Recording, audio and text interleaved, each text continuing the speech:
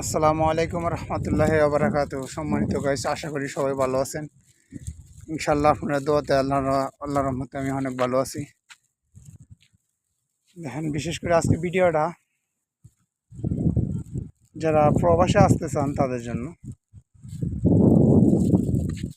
এখন আপনার প্রবাসে আসতে গেলে খুব সতর্ক অবলম্বন করবেন, সতর্কভাবে আসবেন।